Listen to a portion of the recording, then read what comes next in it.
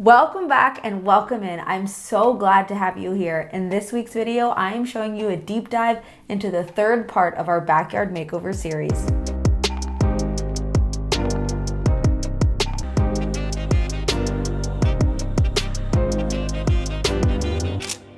All right, at this point, I feel like you guys have really journeyed with us through this process. We took our backyard from nothing, which was a broken down shed, a million weeds that we had to keep plucking and taking out, to a paver patio and grass. And finally, in the last video, we were able to make a wonderful swinging arbor that we put on the side of our yard. But there's still so much I want to show you guys, including what I'm planting back here, how I'm decorating, all the other things that are going on. And of course, I can't help myself. I bought a lot more plants that we'll be planting in our backyard. We gotta talk functionality before we can talk decoration. Or if you're me, you try to merge those two together. The big thing is we had absolutely no lights in our backyard. But last year we adopted a little puppy, if you don't already know, and that meant many backyard potty breaks in the middle of the night, and it was so pitch black. We wanted a little bit more light without having to turn on all of our inside lights. So I hopped on Amazon, and I will link this in the description below, but I found just a pack of 2 solar lanterns. A lot of times solar lights just don't provide any lighting, and they're kind of more like ambiance, but we needed them to be functional. And when I tell you that these are so bright, plus I think they make an absolutely great addition to the arbor swing we created. So I'm very happy with them. And like I said, I'll link them below. All right, on to decorating, the fun part, the planting. And like I said, what was one small Lowe's trip for a few spare things turned into a massive plant haul. And I think I just need to shout out the fact that we were able to fit all of these plants into my husband's Toyota Corolla. We don't even own an SUV, and somehow we make it work, and all these plants and the hose container and the weed fabric and everything fit in there. It was a bit like Tetris, but we made it happen, and I'm very happy we did, because I hate taking multiple trips if I don't have to. Like always, we have our handy dandy supervisor there, our puppy Bo, who really just can't help getting involved in every single one of our new projects. But you'll see his outfit is a little bit different. If you're worried, if you're asking, he's totally fine. He got a little infection that he kept licking, so we had to put the cone on. But he's a trooper, and he kept pushing along, and he was still very involved in this project.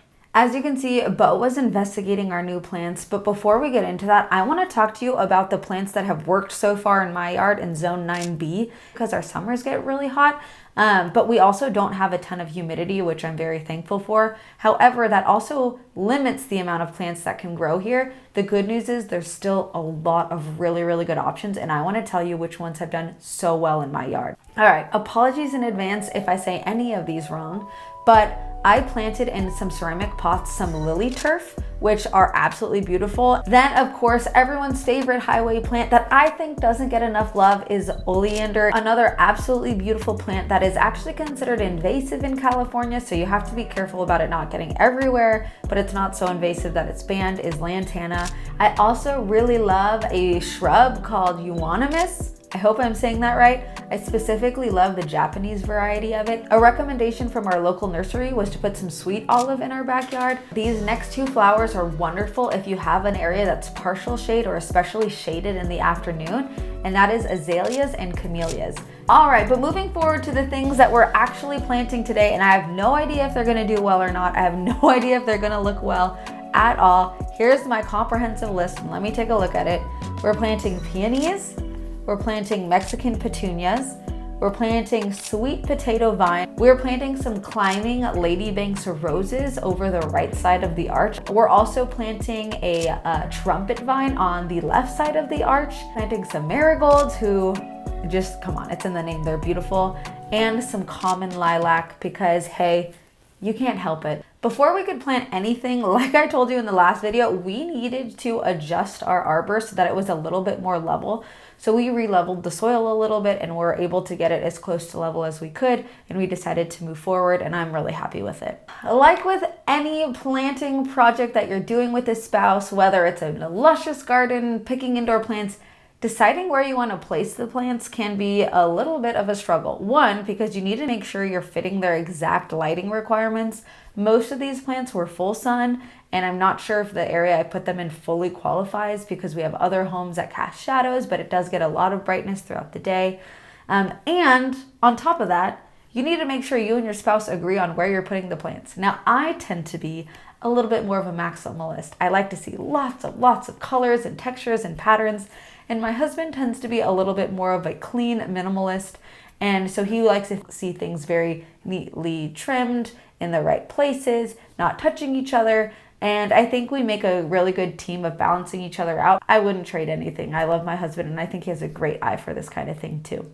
All right, so we did change the layout that I put of the plants, but I wanted to talk to you a little bit about my thought process behind them. Of course, we were going to have the vines trellis over the arbor. We could have picked the same plants for both sides, but I thought it might be really beautiful to see multiple different flowers trellising over the sides and even meeting in the middle. If we had put the same flower on both sides, I would have at least made sure they were different colors for that reason. I wanted to add a little visual interest, and side note, we had too many pink plants in the yard already, so I wanted to make sure I could add some orange and yellows, and the arbor was a great way to do that in a really large statement kind of zone. My thought process was I wanted it to look so beautiful, so cottagey, that like the plants were just rippling out of the side of the arbor, like there was almost little planters at the base of the arbor, and that's why I was playing around with different plants on the bottom there.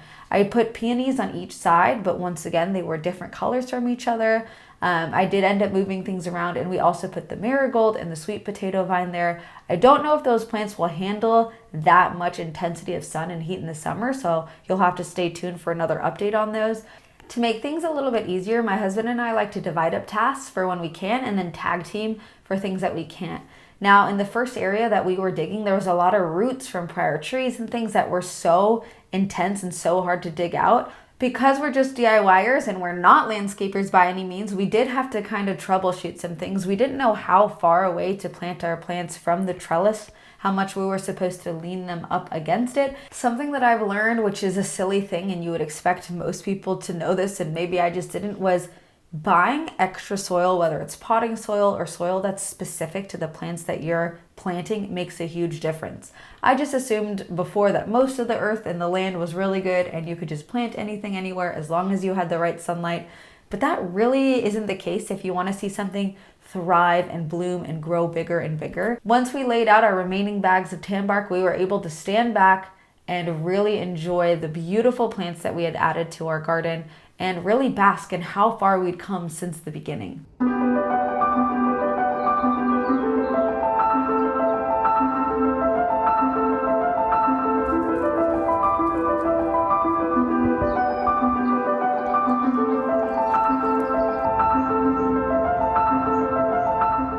I also wanted to show some other clips of plants in our backyard that have been doing really well, and these are the ones I referenced right at the beginning of the video. The lantana, the oleander, the euonymus, like all of these plants have done so well. This space was never meant to be some crazy showy like flex of wealth or anything like that. We simply wanted to make a beautiful backyard oasis where we could host people, create space for our friends and family and community and our dog, where we could get motivated to go outside regularly and spend time in the fresh air enjoying nature. And it's really starting to take shape. There's still so much I want to do. Heck, we still have a whole nother half of our backyard that we need to work on, including our fountain and string lights and a pergola, and oh my gosh, so many things that I'm really excited about. I so appreciate you watching this video and coming back to see our updates. If you wouldn't mind, if you could give it a like and subscribe to this channel, I cannot tell you how much it helps me continue making videos for you guys like this.